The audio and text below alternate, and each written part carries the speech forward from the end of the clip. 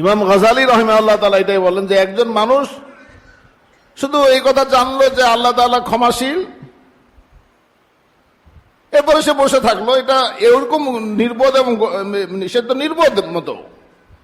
কোন মানুষ যখন ব্যবসা বাণিজ্য করে, কোন আয় ইনকাম করে, সে কি বসে থাকে? সে তো হাত পা মারে। আল্লাহ তাআলা ক্ষমাশীল এই কথা জানার পরও বসে থাকা, এটার জন্য আল্লাহর কাছে ক্ষমা চাওয়া এবং ক্ষমা পাওয়ার জন্য যে সমস্ত কাজ সেদিকে অগ্রসর না হওয়াটা, এটা নির্বোধ ব্যক্তিদের পরিচয়। সুতরাং আমাদের এই জিন্দেগির এই সময়গুলো অনেক দামি, অনেক দামি, এই জন্য যে আল্লাহর কাছে আমরা যেন ক্ষমা চেয়ে নিতে পারি। ক্ষমা আমাদের প্রত্যেকেরই দরকার, দরকার না? কি বলেন? প্রত্যেকেরই দরকার, কারো কম দরকার এমন না, প্রত্যেকেরই এখানে সমান দরকার এবং সবচেয়ে বেশি বেশি দরকার সব প্রত্যেকেরই। ক্ষমা আল্লাহর কাছে ক্ষমা চাওয়া দরকার। আর ক্ষমার জন্য আল্লাহ তাআলা উম্মতে মুহাম্মাদীকে কিছু কিছু রাত্রি দিয়েছেন, তার ভিতরে একটা রাত্রি হলো আজকের রাত্রি, শবে বারাত। আজকে দিবাগত রাত্রি, মাগরিবের পর থেকে যে রাত্রিটা আসছে, এই রাত্রিটা হলো একজন মানুষের ক্ষমা চেয়ে নেওয়ার রাত্রি, আল্লাহর কাছে ক্ষমা। এমনি তো ক্ষমার জন্য সারা জীবনই রয়েছে ওয়াদা। হাদিসের ভিতরে এসেছে, রাসূলুল্লাহ সাল্লাল্লাহু আলাইহি ওয়াসাল্লাম ইরশাদ করেন, আল্লাহ তাআলা তার দুনো হাতকে সম্প্রসারিত রাখেন সারা দিন। কাউকে কোনো কিছু দিতে হলে হাত আগাতে হয় না? তো হাতকে কিছু দিতে হলে তো আগাতে হয়। তো আল্লাহ তাআলা দুনো হাত, রহমতের হাতকে, মাগফিরাতের হাতকে আল্লাহ তাআলা সম্প্রসারিত রাখেন সারা দিন। লিয়াতুবা মুসিউল লাইল, রাত্রির গুনাহগাররা যেন দিনের সুযোগে মাফ চেয়ে নেয় আল্লাহর কাছে। লিয়াতুবা মুসিউল লাইল। আবার আল্লাহ তাআলা রহমত এবং মাগফিরাতের হাতকে, দোনো হাতকে আল্লাহ তাআলা সম্প্রসারিত রাখেন পুরো রাত্রি। লিয়াতুবা মুসিউল নাহার, যেন দিনের বেলায় যারা গুনাহ হয়ে যায় তারা এই রাত্রির সুযোগে আবার ক্ষমা চেয়ে নিতে পারে। মত্ততা ছিল দিনে, রাতে তো মত্ততা নেই, রাতের ভিতরে রাতের এক সুযোগে আল্লাহর কাছে ক্ষমা চেয়ে নিতে পারে। এই জন্য সারা রাত আল্লাহ তাআলা পক্ষ থেকে আহ্বান হতে থাকে। সে তো ঘুমিয়ে রয়েছে, সে তো অচেতন রয়েছে, সে তো গাফলতে রয়েছে। আল্লাহ তাআলা পক্ষ থেকে আহ্বান, আসো, কেউ আছো যে ক্ষমা প্রার্থী, আমি তাকে ক্ষমা দিব। আর হাদিসের ভিতরে এসেছে যে লাইলাতুন নিসফি মিন শাবান, অর্ধ শাবানের রাত্রিতে আল্লাহ তাআলা প্রথম আসমানে অবতরণ করেন এবং আল্লাহ তাআলা ডাকতে থাকেন, আছে কেউ ক্ষমা প্রার্থী, আমি তাকে ক্ষমা করব। আছে কেউ রিজিক প্রার্থী, কোন দোয়া, কোন মুসিবতের ভিতরে পড়ে সে আমাকে ডাকে, আমি তার মুসিবত থেকে উত্তরণ করব। আল্লাহ তাআলা আহ্বান করতে থাকেন, আমাদের প্রয়োজনগুলোকে নিয়ে নিয়ে আল্লাহ তাআলা আমাদেরকে আহ্বান করতে থাকেন। সচেতন এবং জ্ঞানী ওই ব্যক্তি যে এই আহ্বানগুলো সাড়া দেয় এবং এই আহ্বানকে বুঝতে পারে, সে সচেতন।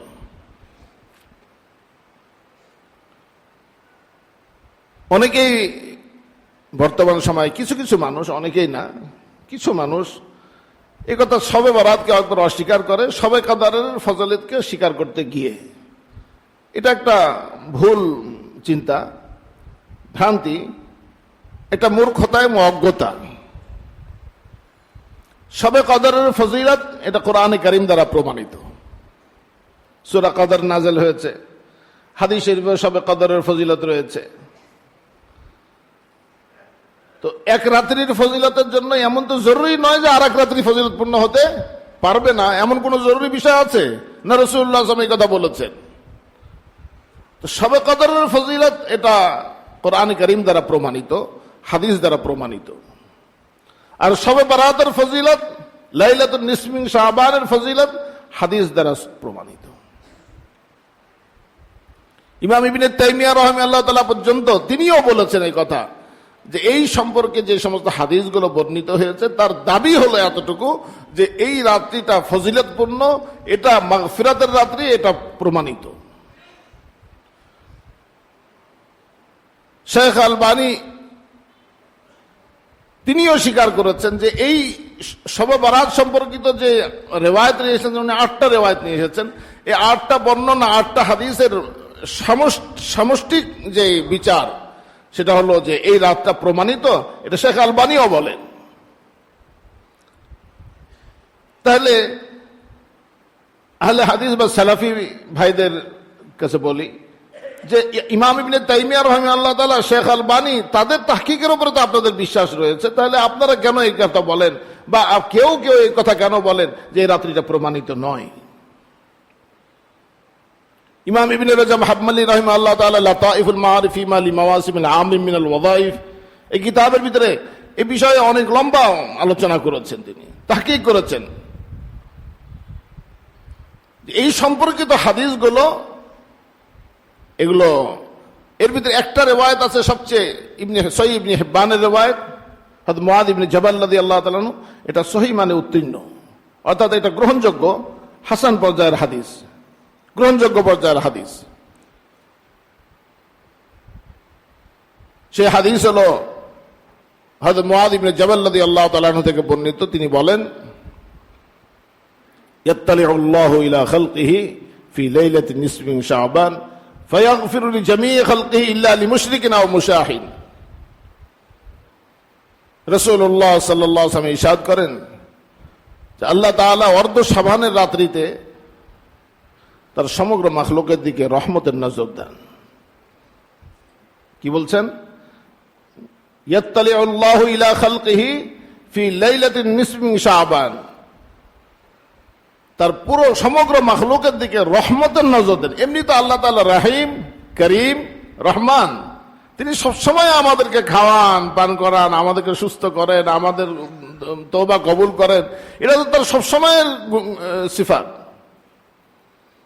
বিশেষ এই রাত্রিতে, এই রাত্রির ফজিলত হলো যে সমস্ত মাখলুকের দিকে রহমতের নজর দেন। সুবহানাল্লাহ, রহমতের নজর দেন, খাস রহমত। এটা এই রাত্রে খাস রহমত নাযিল হয়, অন্য রাত্রির মতো না। অন্য রাতে তো আম, এখানে খাস রহমত নাযিল হয়।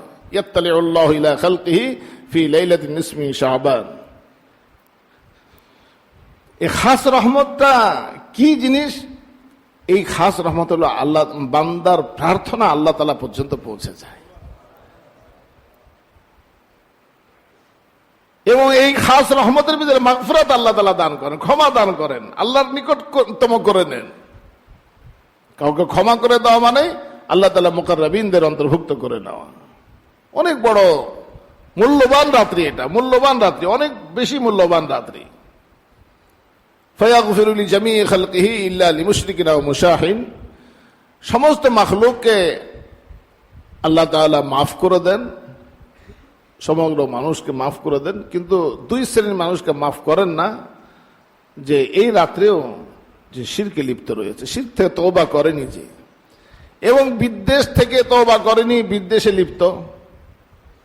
ইল্লা লিমুশরিকিন আও মুশাহিন, যে কাফের সে মাপ পায় না, যে শিরকে লিপ্ত সে মাপ পায় না, যে বিদ্বেষে লিপ্ত সে মাপ পায় না। তো হিংসা বিদ্বেষটা হলো প্রত্যেক মানুষের ভিতরেই থাকে, যতক্ষণ না এটাকে এলাজ করা হয়, যতক্ষণ না এটাকে বিদায় করার ব্যবস্থা করা হয়। মানুষের ভিতরে হিংসা এবং বিদ্বেষ, পরশ্রী কাতরতা, এগুলো থাকে। এখন কি করতে হবে? এক রাত্রের ভিতরে আমরা কিভাবে নিজেকে পবিত্র করব হিংসা এবং বিদ্বেষ থেকে? এক রাত্রে কি সম্ভব? এটার জন্য তো জীবন জীবন লাগে। তো কমস কম এই রাত্রের ভিতরে এই হাদিস শোনার পরে আমাদের কর্তব্য হলো আল্লাহ তাআলার কাছে হিংসা এবং বিদ্বেষ থেকে, শিরিক থেকে ক্ষমা চাওয়া, তওবা করা। কেউ যদি তওবাকারী হয়ে যায় যে আল্লাহ আমি শিরিক থেকে তওবা করছি, বিদ্বেষ থেকে তওবা করছি, হিংসা বিদ্বেষ থেকে তওবা করছি, আল্লাহ আপনি আমাকে ক্ষমা করেন, তাহলে আল্লাহ তাআলার কাছে সে তওবাকারীদের অন্তর্ভুক্ত হয়ে যাবে, আল্লাহ তাআলা তাকে ক্ষমা করে দিবেন। সে রোগী, সে বিদ্বেষের রোগী, কিন্তু সে যদি আজকে রাতে আল্লাহর কাছে তওবা করে, আল্লাহ তাআলা তার এই তওবাকে কবুল করে নেবেন। কেন? সে যদি এই কথা বলে যে আল্লাহ আমি বিদ্বেষ করেছি, আমি গুনাহ করেছি, আল্লাহ এই গুনাহ থেকে আমি উত্তরণ চাই, আল্লাহ তাআলা তো তার দোয়া কবুল করবেন। তাহলে এই রাত্রিটা হলো অনেক বড় দামি রাত্রি এই দিক থেকে যে এই রাত্রে ক্ষমা, আল্লাহ তাআলার কাছে ক্ষমা পাওয়া যাবে, ক্ষমার দিক থেকে বড়। এই রাত্রির ভিতরে প্রসিদ্ধ রয়েছে যে এই রাত্রে ভালো খেলে, এই রাত্রে হালুয়া রুটি খেলে এবং ভালো ভালো গোস্ত রুটি খেলে সারা সারা বছর খাওয়া যাবে, এই সমস্ত কথাগুলো সহি না। এমনি হালুয়া রুটি খেলে কোনো সমস্যা নাই, হালুয়া রুটি খাওয়া কোনো নাজায়েজ না, হারাম না, এটা সারা বছর যেমনি জায়েজ আজকেও জায়েজ। কথা বুঝতে পেরেছেন না? কিন্তু এই রাত্রের আমল না, এটাই ভুল। ভুল জায়গাটা হলো এই জায়গায় হালুয়া রুটিকে আমরা আমল বানিয়ে ফেলেছি। এটা আমল না, হ্যাঁ এটা জান্নাতে যাওয়ার আমল না, পেটের আমল। কি বল না, পেটের আমল। যে না ঠিক আছে হালুয়া রুটি ভালো ভালো এই রাত্রিতে মানুষের রান্না টান্না করে, বাসায় উদ্বুদ্ধ হয়, ভালো ঠিক আছে খান, আপনার খেতে খুব ইবাদত বন্দেগি করেন, নিজেও ইবাদত বন্দেগিতে থাকেন, নিজের বাসাওয়ালীদেরকেও ইবাদত বন্দেগিতে করেন। যে না হালুয়া রুটির কারণে ক্ষমা পেয়ে যাবা না, সেজদা করতে হবে, আল্লাহর কাছে ক্ষমা চাও, আল্লাহর কাছে ইস্তেগফার করো। আবার এই কথা প্রসিদ্ধ রয়েছে যে এই রাত্রে যদি ভালো খায় তাহলে পুরো বছর ভালো খাবে। এই সম্পর্কিত যে হাদিসগুলো বা যেগুলো বর্ণনা করা হয় এগুলো সহি না, এগুলো গ্রহণযোগ্য না। সুতরাং খেতে কোনো খাওয়ার বিষয়ে এই রাতের ভিতরে কোনো মানে ভিন্ন দৃষ্টি দেওয়ার দরকার নাই। সাধারণভাবে খানার ব্যবস্থা করা যায়, ভালোও কেউ কেউ ব্যবস্থা করতে পারে, কোনো সমস্যা নাই। কিন্তু এই কথাটুকু জানতে হবে যে এই খানা মিষ্টান্ন বানানো, বিভিন্ন ধরনের পিঠা ইত্যাদি করা, এগুলো হালুয়া রুটি করা, এগুলো কোনো আমল নাই রাত্রির। এর কারণে কোনো ভিন্ন সওয়াব হবে না। হ্যাঁ, পার্শ্ববর্তী কোনো বাসাওয়ালাকে দিতে চান, শবে বরাতের আমল হিসাবে দিবেন না, এমনি পার্শ্ববর্তী মানুষের কাছে পৌঁছাতে চান আপনি, তাতে কোনো সমস্যা নাই। কিন্তু বর্তমান সময় এটা হয়েছে যে এই হালুয়া রুটির আমলকে একটা শবে বরাতের আমল বলে গণ্য করে অনেকে। যেমনি ভাবে আতশবাজি করা হয়, মুসলমানদের সন্তানরাই তো আতশবাজি করে, যারা শবে বরাতকে বিশ্বাস করে তারাই তো আতশবাজি করে। আমাদের কি একটা মনে হয় যে আতশবাজি যেটা এটাও দিনের কোনো অংশ? কি ভান, কারো কি মনে হয় যে আতশবাজি এটা দিনের অংশ? অথচ এই আতশবাজি করার রাত, অনেক দীর্ঘ রাত পর্যন্ত যারা ইবাদত বন্দেগীতে থাকে তাদের ইবাদত বন্দেগী ক্ষতিগ্রস্ত হয়। কোন অসুস্থ ব্যক্তিরা যারা ঘুমাচ্ছে তাদের ঘুমের ব্যাঘাত হয়। এই রাত্রেও কি এই সমস্ত কাজ থেকে আমরা আমাদের সন্তানদেরকে বিরত রাখবো না? আমাদের কর্তব্য যে আমিও যেন আল্লাহ তাআলার রহমতের অন্তর্ভুক্ত হয়, আমার সন্তান, আমার পরিবার সকলেই যেন আল্লাহ তাআলার রহমতের ছায়াতলে থাকে। এই বিষয়ে দায়িত্ব কাদের? আমাদের দায়িত্ব যে আমাদের সন্তানরা যেন আজ এমন কোনো কাজ না করে যেটার কারণে আল্লাহ তাআলার রহমতের ছায়াতল থেকে তারা বেরিয়ে যায়। তাহলে আমাদের সন্তানদেরকে আতশবাজি থেকে বিরত রাখবো। মা বোনদেরকে বলে দেবো যে হালুয়া রুটি যা বানাতে চাও এটা আজকের আমল না, খেতে কোনো সমস্যা নাই, আজকে করা হোক অথবা আগামীকালকে করা হোক অথবা এই মাসের জুড়েই করা হোক, কোনো সমস্যা নেই। কিন্তু এই রাত্রের আমল হলো আল্লাহর কাছে ক্ষমা চেয়ে নেওয়া। এই রাত্রের আমল হলো আল্লাহ তাআলার কাছে সেজদায় পড়ে থাকা, দীর্ঘ সেজদা করা। এই রাত্রে যেহেতু আল্লাহ তাআলা রহম করবেন, ওয়াদা করেছেন ক্ষমা করবেন, তাহলে ক্ষমার রাস্তায় থাকা। আল্লাহ তাআলার রহমত যখন মুতাওয়াজ্জা হবে তখন যেন আমাকে আল্লাহ তাআলা এই অবস্থায় পান, আমার পরিবারের লোকদেরকে এই অবস্থায় পান যেন আমি ক্ষমা আল্লাহর কাছে তালাশ করতেছি, আমি যেন আল্লাহর কাছে ক্ষমা চাচ্ছি, এমনটা যেন হয়। কি আমল করতে হবে এই রাত্রে? তাহলে এই রাত্রের মূল বিষয়টা হাদিসের আলোকে স্পষ্ট হলো কি না?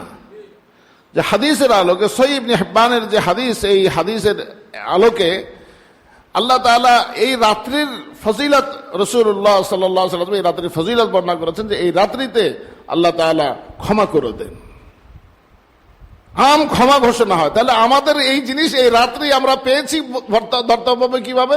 এই রাত্রে যে আমরা সকলে ক্ষমা পেয়ে যাই আল্লাহ তাআলার কাছে, তাহলে এই ক্ষমার জন্য আল্লাহ তাআলার কাছে নিভৃতে একটু কান্না করি, এই রাত্রে একটু আল্লাহ তাআলার সাথে একাকিত্ব হয়। অনেকের বাসার ভিতরে এমন কোনো পরিবেশ থাকে না যেখানে বাসাতে একটু সেজদা করবে, বাসার ভিতরে এরকম পরিবেশ না থাকাটা এটা কি রহমতের পরিবেশ নাকি না রহমত থেকে দূরে থাকার পরিবেশ? বাসার ভিতরে রাসূলুল্লাহ সাল্লাল্লাহু আলাইহি ওয়াসাল্লাম ইরশাদ করেন যে তোমরা কবরকে মাসাজিদ বানায়ো না। এইটার এই হাদিসের তাশরীহর ভিতরে অনেক ওলামায়ে কেরাম এই কথা বলেছেন, অর্থাৎ তোমাদের ঘর যেন তোমাদের সেজদার জায়গা থাকে। ঘরের ভিতরে আবার অনেকেই ফরজ নামাজও পড়তে থাকে, মসজিদে আসে না, ওই সেজদার কথা বলেন, ওটা আবার নিষেধ আছে। রাসূলুল্লাহ সাল্লাল্লাহু আলাইহি ওয়াসাল্লাম ওখানেও মানে আযাবের কথা বলেছেন, সতর্ক করেছেন যে কোন এলাকার মানুষ যদি সকলেই জামাত ছেড়ে দেয় এবং তারা যদি ঘরে নামাজ পড়তে থাকে, তো রাসূলুল্লাহ সাল্লাল্লাহু আলাইহি ওয়াসাল্লাম বলেন যে আমার মনে চায় যে আমি তাদেরকে এই কথা অর্ডার দিই যে কত করে লাকড়ি জমা করো এবং অবশ্যই তাদের ঘর বাড়ি আমি আগুন লাগাই দিই। আমার মনে চায় এই কথা, অর্থাৎ তাদের এই সিদ্ধান্ত যে আমরা মসজিদে যাব না, আমরা ঘরেই নামাজ পড়বো ফরজ নামাজগুলো, এই সিদ্ধান্ত বড়ই মানে আল্লাহ তাআলার অসন্তুষ্টিমূলক সিদ্ধান্ত। এই সিদ্ধান্ত সহি না। তাহলে ফরজ নামাজ মসজিদে, নফল নামাজ তাহাজ্জুদ নামাজ কোথায়? ঘরে। ঘরে প্রত্যেকেরই নামাজের ব্যবস্থা, একটু ইবাদত বন্দেগীর ব্যবস্থা থাকা উচিত।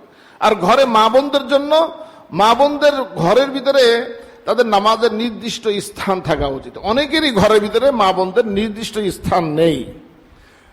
ঘরে মা বোনদের নির্দিষ্ট স্থান নামাজে যদি থাকে তাহলে তারা মসজিদের সওয়াব পাবে, তাদের ওটাই মসজিদ। আমরা মসজিদে আসলে যে সওয়াব পাবো, মা বোনরা ঘরে নামাজ পড়লে সেই সওয়াব পাবে। আমাদের জন্য সুন্নত হলো মসজিদে এসে নামাজ পড়া, আর মা বোনদের জন্য সুন্নত হলো ঘরে নামাজ পড়া। রাসূলুল্লাহ সাল্লাল্লাহু আলাইহি ওয়াসাল্লাম ইরশাদ করেছেন ওয়া বুয়ুতুহুন্না খায়রুল লাহুন্না, নারীদের জন্য ঘর উত্তম। নারীদের জন্য ঘর অর্থাৎ তাদের গৃহাভ্যন্তরে নামাজ পড়া এটা তাদের জন্য উত্তম। তারা ঘরে নামাজ পড়লে বেশি সওয়াব পাবে। নারীরা যদি মসজিদে এসে নামাজ পড়ে সওয়াব কমবে। এখন অনেকেই দেখবেন কোন কোন মসজিদের ভিতরে অনেক অতি উৎসাহী মানুষরা ঘর থেকে নারীদেরকে মসজিদে নিয়ে আসার ব্যবস্থা করে, তাহলে তো এটা উত্তম ব্যবস্থা হলো না। হাদিসের ভিতরে বুয়ুতুহুন্না খায়রুল লাহুন্না, উম্মে হুমায়দ রাদিয়াল্লাহু তাআলা আনহা রাসূলুল্লাহ সাল্লাল্লাহু আলাইহি ওয়াসাল্লাম বলেন, ইয়া রাসূলুল্লাহ, আমার মনে চায় যে আমি আপনার পিছনে আপনার ইমামতিতে নামাজ পড়ি আর মসজিদে নববীতে নামাজ পড়ি। তো রাসূলুল্লাহ সাল্লাল্লাহু আলাইহি ওয়াসাল্লাম বললেন যে তোমার ঘরের গৃহাভ্যন্তরে প্রকোষ্ঠের ভিতরে নামাজ পড়া উত্তম তোমার ঘরের বাইরের অংশে নামাজ পড়াচ্ছে। তোমার ঘরের বাইরের অংশে নামাজ পড়া উত্তম তোমার এলাকার মসজিদে নামাজ পড়াচ্ছে। আর তোমার এলাকার মসজিদে নামাজ পড়া উত্তম, আমার পিছনে আমার এই মসজিদে নামাজ পড়াচ্ছে। অর্থাৎ নারীরা যতই তাদের ঘরের কাছাকাছি থাকবে, গৃহবন্ধরে থাকবে, তাদের নামাজ বেশি সওয়াব হবে, বেশি ফজিলতপূর্ণ হবে, বেশি সওয়াব হবে। সহজ হলো পুরুষদের জন্য মসজিদ, নারীদের জন্য ঘর। এই জন্য ঘরে তাদের জন্য নির্ধারিত স্থান থাকবে নামাজের, এটার খেয়াল করতে হবে সবাই।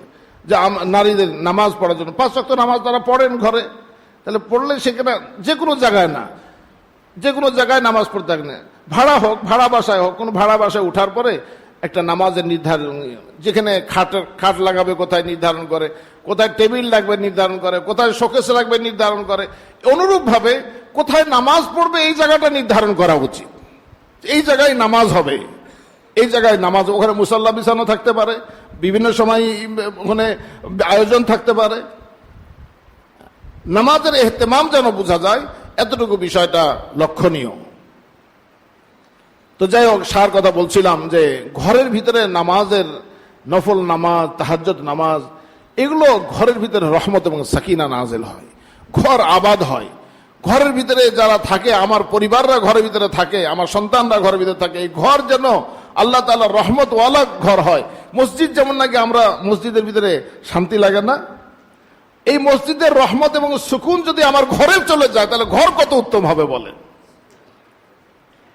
হ্যাঁ, ঘরের ভিতরে আপনি যতই আরামের সামগ্রী নিয়ে আসেন, ওই রহমত এবং সাকিনা হবে না যেটা আপনি সেজদা করলে যেটা হবে। এই ঘরের ভিতরে আপনি নামাজ পড়েন, এই ঘরের ভিতরে আপনি আল্লাহ তাআলাকে ডাকেন, এই ঘরের ভিতরে আপনি তেলাওয়াত করেন, এই ঘরের ভিতরে আপনার সন্তানরা তেলাওয়াত করে, আপনার স্ত্রী তেলাওয়াত করে। এই ঘর তো আল্লাহ তাআলার কাছে এই ঘরের উপর রহমত নাযিল হয়। আসমানের ফেরেশতারা এই ঘরকে এইভাবে দেখতে থাকেন যেমনি আমরা আসমানের তারকারাজিকে দেখতে থাকি। হ্যাঁ, আমাদের প্রত্যেকেরই ঘর এরকম হওয়া উচিত। ঘরের ভিতরে ছবি যদি থাকে তাহলে কি, ছবি টানানো থাকে তাহলে কি ঘর আর হলো? অনেকেই মনে করে যে মা বাবার ছবি থাকলে, মা বাবার ছবিতে টানানো থাকে তাহলে বেশি মনে হয় ফজিলত হলো। আমাদের এই সমস্ত বিষয়গুলোকে রাসূলুল্লাহ সাল্লাল্লাহু আলাইহি ওয়াসাল্লাম হাদিস অনুযায়ী, দিন অনুযায়ী ফিকির করা উচিত এবং এগুলোর পরিবর্তন করা উচিত। মা বাবার ছবি টানানো থাকলে সে ঘরের ভিতরে রহমত আসবে এই কথা আছে। মা বাবার দিকে তাকালে রহমত হবে এবং হজের সওয়াব হবে, নফল হজের সওয়াব হবে। সেটা তো কি ছবির দিকে তাকালে নাকি না মা বাবা জিন্দা থাকলে তাদের দিকে তাকালে? কি বলেন? কি কেউ বলেছেন এই কথা যে মা বাবার যদি ছবির দিকে তাকানো হয় তাহলে হজের সওয়াব পাওয়া যাবে? তাহলে ছবি টানিয়ে রাখাটা এটা কোনো মুসলমান এবং জ্ঞানী লোকের পরিচয় না। যে আল্লাহ তাআলা রহমত তালাশ করে তার পরিচয় না। যে আল্লাহ তাআলা রহমতের ছায়াতলে থাকতে চায় তার কাজ না।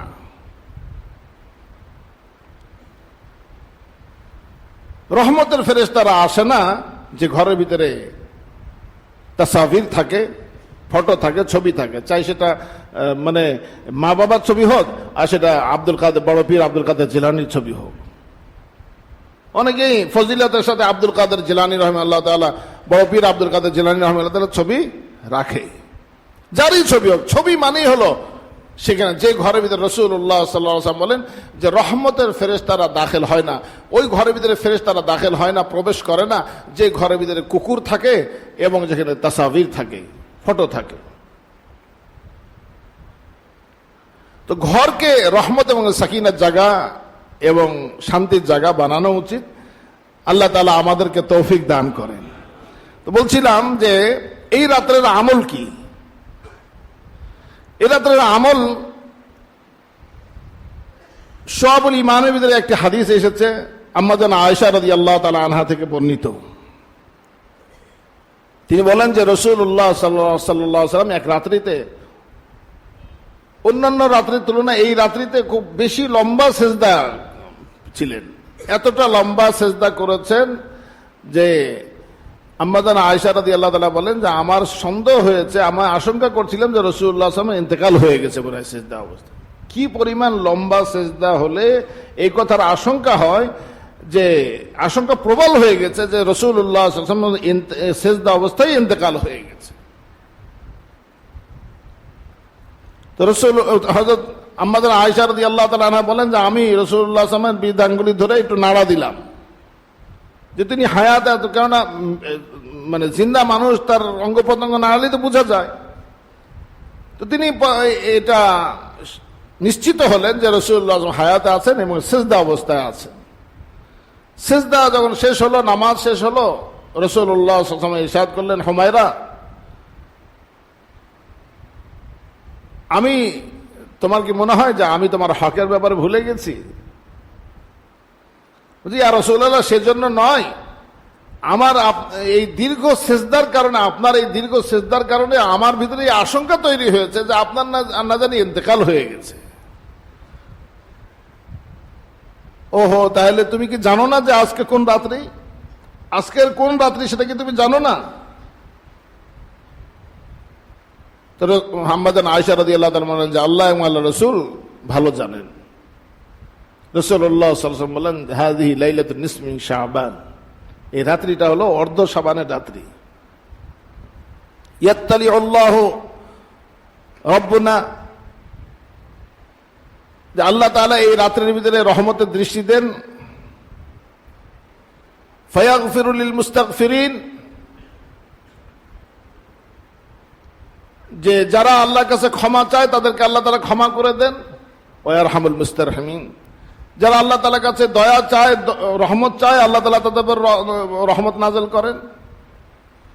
ওয়া ইউআখিরু আহলিল হিকদি কামা হুম, এবং যারা বিদ্বেষে লিপ্ত তাদেরকে তাদের অবস্থায় ছেড়ে দেন। যারা বিদ্বেষে লিপ্ত রয়েছে তাদেরকে তাদের অবস্থায় ছেড়ে দেন। তাহলে দুই হাদিসের ভিতরেই বিদ্বেষকারীদের প্রতি সতর্ক করা হয়েছে এই হাদিসে। আর এই আম্মাজান আয়েশা রাদিয়াল্লাহু তাআলা হাদিস আমাদেরকে নির্দেশনা করে আমাদের এই রাতের কাজ কি হবে। বাস এই দুই হাদিস যদি একত্রিত করেন আজকের রাতের কাজ স্পষ্ট হয়ে যায়। এই রাতের কাজ হলো ক্ষমা চেয়ে নেওয়া। এই রাত্রি সেই পেয়েছে যে এই রাত্রিতে আল্লাহর কাছে ক্ষমা চেয়ে নিতে পেরেছে। ক্ষমা ঘোষণা, সেখানে আমি আপনি আমাদের তো কর্তব্য হলো আল্লাহর কাছে ক্ষমা চেয়ে নেওয়া। একটু নিভৃতে বসি, 2-4 রাকাত নামাজ পড়ি আমরা আল্লাহ তাআলার কাছে। সালাতুত তওবা অবশ্যই পড়বো, তার ভিতরে হাদিসের এসেছে না, উত্তম রূপে ওযু করে মিসওয়াকের সাথে ওযু করবেন, মিসওয়াকের সাথে উত্তম রূপে ওযু করবেন। এরপরে তওবা, সারা জিন্দেগি জীবনের সমস্ত গুনাহকে সামনে নিয়ে আল্লাহ আপনার এই রহমতের এই রাত্রির ভিতরে আমি দাঁড়াচ্ছি, আল্লাহ আপনি আমাকে মাফ করে দেন। আমি তওবার নিয়তে 2 রাকাত নামাজ পড়ব, যে কোনো সূরা দিয়ে। শবে বরাত বলেন, শবে কদর বলেন, কোন সূরা নির্ধারিত না। শবে কদরের ভিতরে সূরাতুল কদর দ্বারা নামাজ পড়ার বিষয়ে বলা হয়। এগুলো সব ওই যে মানে মকসুদুল মুমিনিন ইত্যাদিতে বলা থাকে, ওগুলো পড়বেন না। মকসুদুল মুমিনিন ইত্যাদি এগুলো কোনো নির্ভরযোগ্য কিতাব নয়। যা আমরা আলোচনা করলাম এগুলো থেকে নিজেদের আমলকে ধরে নিই, যে কোনো সূরা দিয়ে। তাহলে 2 রাকাত নামাজ, এটা অবশ্যই আপনি 4 রাকাত, 6 রাকাত, 8 রাকাত, 12 রাকাত যা পড়েন, এই রাত্রিতে লম্বা লম্বা নামাজ পড়েন সবাই। আসলে নামাজ পড়ার রাত্রি এটা একটা আল্লাহর কাছে ক্ষমা চাওয়ার, কিন্তু মাঝখানে 2টা নিয়াত করে 2 রাকাত নামাজ পড়বেন কমস কম। সেটা হলো যে আল্লাহ আমি আপনার কাছে ক্ষমা চাই এই রাত্রিতে, এই রহমতের রাত্রিতে আমি যেন রহমত পেয়ে যাই, ক্ষমা পেয়ে যাই, এই জন্য আমি 2 রাকাত নামাজ পড়বো। জীবনের সমস্ত গুনাহকে সামনে, পিছনের না, জীবনের সমস্ত গুনাহকে সামনে নিয়ে আল্লাহর কাছে, আল্লাহ আপনি আমার জীবনের সমস্ত গুনাহকে মাফ করে দেন। যে কোনো সূরা দিয়ে, লম্বা সূরা দিয়ে হতে পারে। রুকু হলো, সেজদা হলো, সেজদার ভিতরে গিয়ে যেহেতু ক্ষমার রাত্রি, সেজদার ভিতরে গিয়ে সেজদার তাসবিহ পড়ে আল্লাহুম্মা গফিরলি ওয়ারহামনি, আল্লাহুম্মা গফিরলি ওয়ারহামনি, আস্তাগফিরুল্লাহ আস্তাগফিরুল্লাহ। সেজদাতে লম্বা সময় থাকেন, লম্বা সময় সেজদাতে থাকেন, সেজদার ভিতরে আল্লাহর কাছে ক্ষমা চান। রাসূলুল্লাহ সাল্লাল্লাহু আলাইহি ওয়াসাল্লাম রাত্রিতে সেজদায় পড়ে পড়ে দোয়া করতেন, আল্লাহুম্মা গফিরলি যামবি কুল্লাহু দিক্কাহু ওয়া জুল্লাহু আউওয়ালাহু ওয়া আখিরাহু সিররাহু আলানিয়া। আল্লাহ আমার জিন্দেগির সমস্ত গুনাহ মাফ করে দেন, সূক্ষ্ম থেকে সূক্ষ্ম, ছোট থেকে ছোট গুনাহ, ছোট বড় সমস্ত গুনাহ। আউওয়ালাহু ওয়া আখিরাহু সিররাহু আলানিয়া, তা শুরু থেকে শুরু গুনাহ এবং শেষ গুনাহ, গোপন গুনাহ এবং প্রকাশ্য গুনাহ। কিভাবে রাসূলুল্লাহ সাল্লাল্লাহু আলাইহি ওয়াসাল্লাম আমাদেরকে দোয়া করা শিখিয়েছেন, তাহলে এটা একটা সুন্নত আমল। সেজদাতে গিয়ে আল্লাহ তাআলার কাছে তওবা এবং ইস্তিগফার করা, নিজ ভাষায় না, হাদিসের ভাষায়। আস্তাগফিরুল্লাহ, কোরআন এবং হাদিসের ভাষায় আস্তাগফিরুল্লাহ রাব্বিগফিরলি ওয়ারহামনি, আল্লাহুম্মা গফিরলি, আল্লাহুম্মা গফিরলি, আল্লাহুম্মা গফিরলি, এই সমস্ত দোয়া করা, ঠিক আছে না? রব্বানা যালামনা আনফুসানা ওয়া ইল্লাম তাগফির লানা ওয়া তারহামনা লানাকুনান্না মিনাল খাসিরিন। এমনি তো সেজদাতে কোনো আয়াত তেলাওয়াত করা জায়েজ না, কিন্তু দোয়া সম্বলিত আয়াত তেলাওয়াত পড়া যাবে, দোয়া হিসাবে পড়া যাবে। তাহলে 2 রাকাত নামাজ পড়বো আমরা সালাতুত তওবা। এমনি তো 6 রাকাত 8 রাকাত নামাজ পড়বো, 2 রাকাত করে, তার ভিতরে 2 রাকাত নামাজ মেনশন করব তওবার জন্য, সালাতুত তওবা, ঠিক আছে? একটা আমল। দ্বিতীয় নাম্বার আমল হলো যে একটু নিভৃতে আল্লাহ তাআলার কাছে কাঁদতে চেষ্টা করব, একটু হাত উঠাবো, আল্লাহ আমাকে মাফ করে দেন। দুনিয়াতে 1 ফোঁটা পানি, 1 ফোঁটা চোখের পানি যেটা বের হয়, এটা জাহান্নামের দীর্ঘ সময়ের জাহান্নামের প্রজ্বলিত আগুনকে নির্বাপিত করে দেয়। এত পাওয়ারফুল, এত পাওয়ারফুল এই চোখের পানি, এটা অনেক বড় কাজের জিনিস। কাঁদতে চেষ্টা করি, চেষ্টা করেও যদি না আসে ফাইনলাম তাবুকু ফাতাবাকাও, রাসূলুল্লাহ সাল্লাল্লাহু আলাইহি ওয়াসাল্লাম বলে, কান্না না আসে কান্নার ভান করো, আল্লাহর কাছে কাকুতি মিনতি করো, আল্লাহর কাছে মিনতি করো যেন আল্লাহ তাআলা ক্ষমা দিয়ে দেন। আল্লাহ আপনি আপনাকে মাহরুমিনদের অন্তর্ভুক্ত করেন না, আমাদের কাউকে মাহরুমিন করেন না, আমাদেরকে বঞ্চিত করে দিয়েন না। আল্লাহ তাআলা কোরআনে কারীমে বলেছেন না, নাব্বি ইবাদি আন্নী আনাল গফুরুর রহিম ওয়া আন্না আযাবি হুয়াল আযাবুল আলীম। নাব্বি ইবাদি, আমার বান্দাদেরকে আপনি সংবাদ দিন, আন্নী আনাল গফুরুর রহিম, নিশ্চয় আমি ক্ষমাশীল, বড় ক্ষমাশীল এবং বড় দয়ালু। তিনি আমাদেরকে এলান করছেন, তিনি তার রহমতের কথা বলছেন। সেই রহমতের ডাক দিয়েই বলেন, আল্লাহ আপনি না বলেছেন আপনি ক্ষমাশীল, আপনি আমাদেরকে ক্ষমা করেন। এই রাত্রির ভিতরে রাসূলুল্লাহ সাল্লাল্লাহু আলাইহি ওয়াসাল্লাম বলেছেন আপনি ক্ষমা করে দেবেন, আমাদেরকে ক্ষমা করে দেন। তাহলে দ্বিতীয় নম্বর আমল হলো তওবা ইস্তেগফার করা, একটু দোয়া মুনাজাত করা আল্লাহর কাছে। 100 বার ইস্তেগফার পড়েন, আস্তাগফিরুল্লাহ আস্তাগফিরুল্লাহ। 100 বার দরুদ শরীফ পড়েন, 100 বার কালিমা তয়্যিবা পড়েন, 100 বার সুবহানাল্লাহ আলহামদুলিল্লাহ ওয়ালা ইলাহা ইল্লাল্লাহু আল্লাহু আকবার পড়েন 100 বার। লা ইলাহা ইল্লাল্লাহু ওয়াহদাহু লা শারীকা লাহু লাহুল মুলকু ওয়া লাহুল হামদু ওয়া হুয়া আলা কুল্লি শাইইন কাদির পারলে এই দোয়া পড়েন 100 বার। কিছু তেলাওয়াত করেন, কিছু সাদাকা করেন এই রাত্রিতে। কেননা সাদাকা, দান সাদাকা জাহান্নামের আগুনকে নিভিয়ে দেয়। কিছু আমল সেটাও হওয়া উচিত।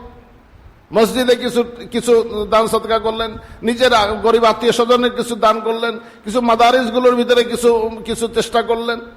হ্যাঁ, এই রাত্রের ভিতরে দান সাদাকা অনেক গুরুত্বপূর্ণ, যেটা আল্লাহর কাছে আমার তওবা কবুল হবে। বাকি আমল ইনশাআল্লাহ এই রাত্রে আরো করণীয় সম্পর্কে আজকে রাত্রে এশা ইনশাআল্লাহ আলোচনা করা হবে, দোয়া হবে ইনশাআল্লাহ। আপনাদের সকলকে দাওয়াত দিচ্ছি। আল্লাহ তাআলা আমাদের সকলকে এই রাত্রের কদর করার তৌফিক দান করেন। আল্লাহ তাআলা সৌভাগ্যবানদের অন্তর্ভুক্ত ফরমান। ওয়া সাল্লাল্লাহু তাআলা আলা খাইরি খালকিহি মুহাম্মাদিন ওয়া আলা আলিহি ওয়া সাহবিহি। আর একটা বিষয় হলো যে আগামীকালকে রোজা এমনি শাবানের রোজা সহিহ হাদিস দ্বারা প্রমাণিত। এই সম্পর্কে আগামীকাল রোজার বিষয়ে রোজার সনদ একটু দুর্বল হওয়ার কি অন্যান্য অনেক হাদিস দ্বারা প্রমাণিত শাবানে রাসূলুল্লাহ সাল্লাল্লাহু আলাইহি ওয়াসাল্লাম বেশি বেশি রোজা রাখতেন। আর আইয়ামে বীজের রোজা, শাবানের রোজা, আইয়ামে বীজের রোজা, এই জন্য আগামীকালকে রোজা একটা রোজা রাখলেই হবে। একটা রোজা আগামীকাল। কেউ যদি একাধিক রোজা রাখতে চায় আরো ভালো, আল্লাহ তাআলা কবুল ফরমান।